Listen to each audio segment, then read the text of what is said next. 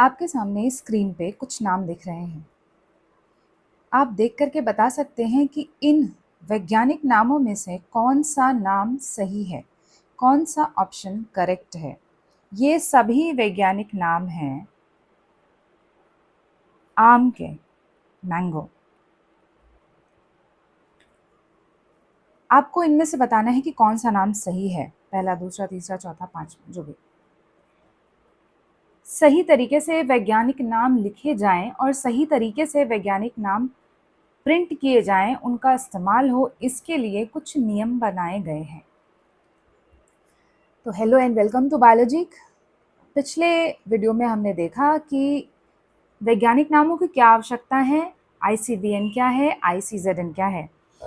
अब हम आगे देखेंगे कि वैज्ञानिक नामों को लिखे जाने के लिए या प्रिंट किए जाने के लिए क्या नियम हैं, व्हाट आर दी रूल्स, जो कि ICZN या ICVN के द्वारा बनाए गए हैं और जिनका फॉलो किया जाना ज़रूरी है। चलिए पहले ऑप्शन से शुरू करते हैं। मैंजीफेरा इंडिका, जीनस का नाम मैंजीफेरा जीनस का नाम है। इसका फर्स्ट लेटर कैपिटल होना चाहिए, वो कैपिटल है, ठीक है। स्पीसीज का नाम इंडिका है और इसका फर्स्ट लेटर या सारे ही लेटर्स स्मॉल में होने चाहिए, वो भी करेक्ट है। प्रॉब्लम क्या है, अगर वैज्ञानिक नाम हैंड रिटन है तो उसको अंडरलाइन किया जाना है, जैसा कि यहाँ पे ऑरेंज कलर से किया गया है अंडरलाइन। लेकिन ये अंडरलाइनिंग कंटिन्यूएशन में नहीं हो सकती, इसको यहाँ ब्रेक होना चाहिए। तो मैंजीफेरा इंडिका लिखने का ये तरीका, वैज्ञानिक नाम लिखने का ये तरीका गलत है। अगले नाम पे आते हैं। अगला जो लिखा गया है मैंजीफेरा इंडिका, एक साथ जीनस और स्पीसीज दोनों को एक साथ लिख दिया गया है और अंडरलाइन किया गया है, ये भी तरीका गलत है। Next, Mangifera indica. अब इसमें ये जो थर्ड है, थर्ड नंबर पे नाम है, उसमें प्रॉब्लम क्या है, जो स्पीसीज का नाम है उसका फर्स्ट लेटर कैपिटल्स में लिखा गया है आई, ये यहाँ पे गलत हो जाता है। बाकी की चीज़ें सही हैं। जीनस का फर्स्ट लेटर कैपिटल है, स्पीसीज का फर्स्ट लेटर स्मॉल होना चाहिए, अंडरलाइनिंग सही है, हैंड रिटन है, तो जीनस और स्पीसीज को अलग अलग अंडरलाइन किया गया है, बट फिर भी ये रॉन्ग है। Next, Mangifera indica. अब यहाँ पे एक प्रॉब्लम ये है कि स्पीसीज का फर्स्ट लेटर कैपिटल लिखा गया है, जाति के नाम का जो पहला लेटर है वो कैपिटल नहीं होना चाहिए, और प्लस इसकी अंडरलाइनिंग भी गलत है, कंटिन्यूएशन में है, ये भी ऑप्शन गलत हो गया। चलिए लास्ट ऑप्शन पे आते हैं। मैंजीफेरा इंडिका, जीनस का फर्स्ट लेटर कैपिटल है, स्पीसीज का फर्स्ट लेटर स्मॉल है और अंडरलाइनिंग भी अलग अलग की गई है। This is the correct way, ये सही तरीका है वैज्ञानिक नाम को लिखने का। व्हेन हैंड रिटन, हाथ से अगर लिखे गए हैं तो इस प्रकार से वैज्ञानिक नाम लिखे जाएंगे। चलिए आगे चलते हैं, कुछ रूल्स समझ लेते हैं। तो chapter 1 the living world, class 11th NCERT biology का फर्स्ट चैप्टर है द लिविंग वर्ल्ड, उसका ही ये अगला हिस्सा है पिछले वीडियो के कंटिन्यूएशन में। रूल्स ऑफ नोमेनक्लेचर, नोमेनक्लेचर के रूल्स की हम यहाँ पे बात कर रहे हैं। सबसे पहली चीज, सभी नाम, जितने वैज्ञानिक नाम हैं, लैटिन में लिखे जाएंगे।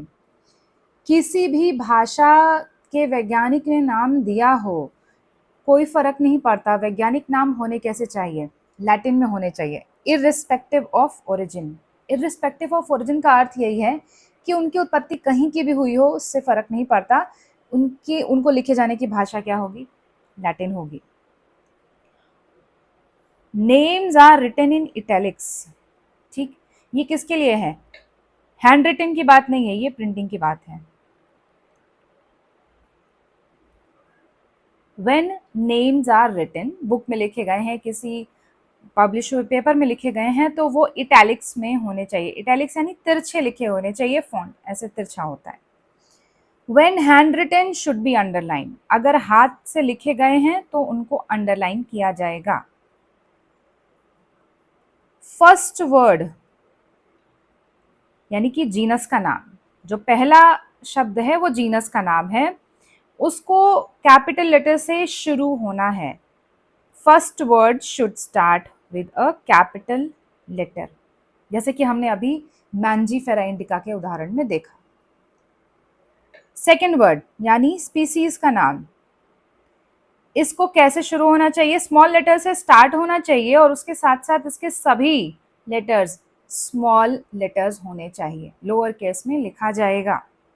उदाहरण या एग्जाम्पल अभी हमने देखा मैंजीफेरा इंडिका, अलग अलग प्रकार से किस तरह से लिखा गया है और कौन सा वाला ऑप्शन सही होगा। फिर से अगर हम इसको रिवाइज कर लेते हैं तो सभी नियमों का पालन करते हुए ये ऑप्शन सही आएगा।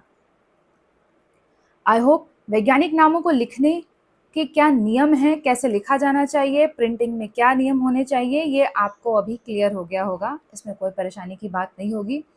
पिछले वीडियोस आप देख लें तो एक कंटिन्यूटी बनी रहेगी। बायोलॉजी चैनल पे आपको वो वीडियोस मिलेंगे जो आप एनसीईआरटी को गाइड मान करके उनसे अध्ययन कर सकते हैं। चाहे तो आप एनसीईआरटी के बेस पे इससे नोट्स भी बना सकते हैं। आप अपनी बुक साथ में लेकर के बैठ सकते हैं पढ़ने के लिए, एक सिंपल और अच्छे एक्सप्लेनेशन के लिए। तो चलिए इस वीडियो में इतना ही, अगले हिस्से को कवर करेंगे नेक्स्ट वीडियो में। तो thank you so much for watching, और चैनल को सब्सक्राइब कर लीजिए अगर यहाँ न्यू है। वीडियो अच्छा लगा हो, यूजफुल रहा हो तो इसको लाइक शेयर ज़रूर करिए, कमेंट्स के थ्रू ज़रूर कनेक्ट करिए, बता दीजिए कि क्या सजेशन है या किसी खास टॉपिक पे अगर आप एक्सप्लेनेशन चाहते हैं तो। Thank you so much, see you in next video.